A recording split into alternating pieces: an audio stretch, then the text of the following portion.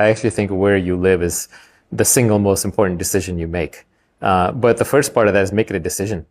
I like to think that even if my parents had not immigrated to the US, I would have probably done so at a later age because I was ambitious. And I wanted to be around smart people and I wanted to build things.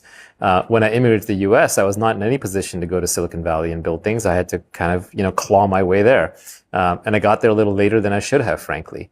But at any given time in the world's history, there's usually only one or two places that really matter in terms of moving the world forward. So there was a time when it was Athens in ancient Greece. There's a time when it was Florence in Italy. There's a time when it was London in the United Kingdom. And the time when I was kind of coming into my formative years, it was Silicon Valley. And I knew that.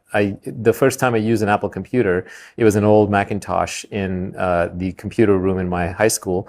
I just fell in love with it. And I just knew that I had to get closer to Apple. That was the thing that pulled me in. When I got to Silicon Valley, the first thing I did was, with my bags, I went in a taxi straight from the airport to Apple's headquarters and I wandered around.